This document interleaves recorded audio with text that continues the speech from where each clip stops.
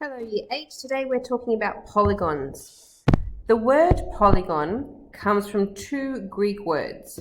The first part, poly, means many, and gonia, which means angles. So polygon means many angles. We could also interpret that as meaning it's going to have many sides. So polygons are shapes that have many sides. We don't necessarily know how many sides.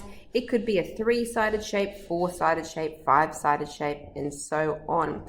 As long as those sides are straight, they are called polygons.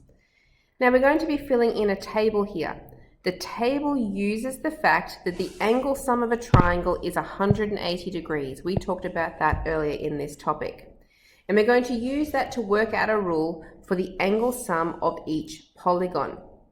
So we know that a triangle, which has 3 sides, has an angle sum of 180 degrees. One triangle times 180 degrees is 180 degrees. A quadrilateral is anything with 4 sides. So there's a little quadrilateral drawn in here. And I can actually draw a diagonal line across here, cutting that quadrilateral into 2 triangles. So my 4-sided quadrilateral actually is 2 triangles. So 2 triangles, where each triangle is 180 degrees, 2 times 180 degrees makes 360 degrees. We actually already knew that. We knew that the angle sum of a quadrilateral was 360 degrees. Let's now continue this pattern to find the angle sum of some shapes that we don't know already. So a pentagon has 5 sides, and you can see that the pentagon has been divided up into 3 triangles. Okay, so if I do 3 times by 180, I would get the angle sum of my pentagon, which is 540 degrees. A hexagon has 6 sides. You can see there's 1, 2, 3, 4 triangles there. So I would go 4 times 180, which means that the angle sum is 720 degrees. A heptagon has 7 sides. Now the triangles haven't been drawn on there for us, but we can see a pattern developing here. As the sides are increasing by 1 each time, so do our number of triangles. 1, 2, 3, 4 triangles for the hexagon means there should be 5 triangles for our heptagon. So we just need to go 5 times 180, which means the angle sum is 900 degrees for a heptagon.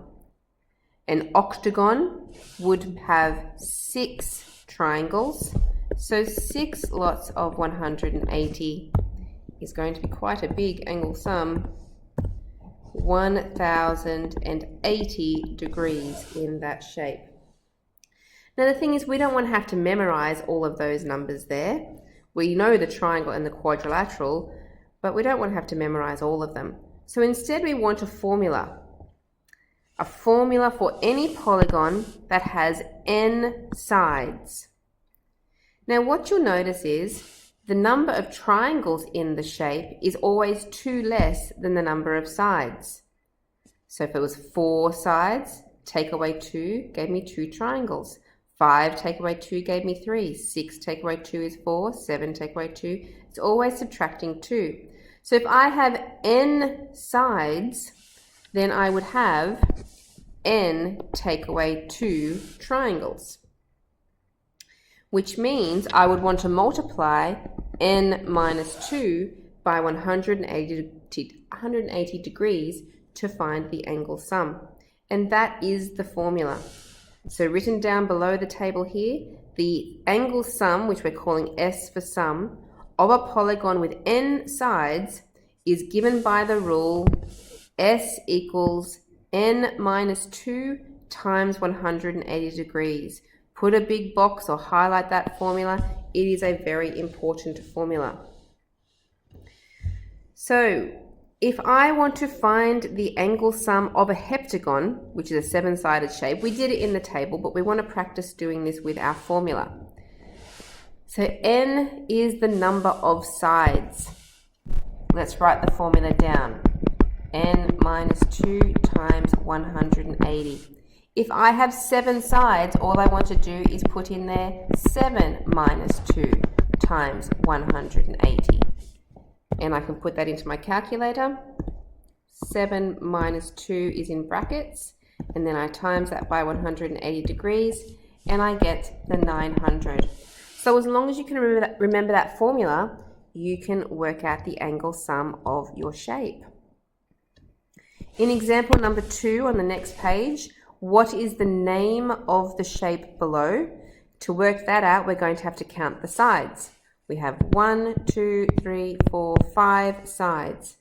A 5-sided shape is called a pentagon. Part B, find the value of the pronumeral using your knowledge of polygons. Well, before we can find the value of y, we need to know what the angle sum of a pentagon is. So we use our formula. S equals bracket n minus 2 times 180. Now our pentagon has 5 sides. That means that we want n to be 5. 5 take away 2 times by 180. Typing that in, we get an angle sum. Whoops, I put the wrong number in there. Let me just change that 3 to a 2 of 540 degrees. Now that I know the angle sum, I can solve this like I was doing for triangles and quadrilaterals earlier in the topic.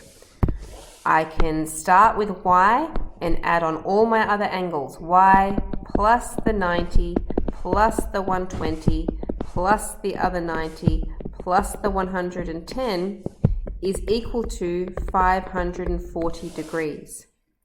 Now I'm not asked to give a reason for this, so I can go straight to my answer. Y equals.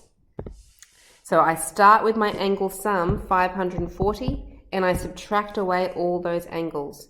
110, subtract the 90, subtract 120, and subtract the other 90. And y is equal to 130 degrees. Okay, so that's the end of the examples. In your questions down here, question 1, question 2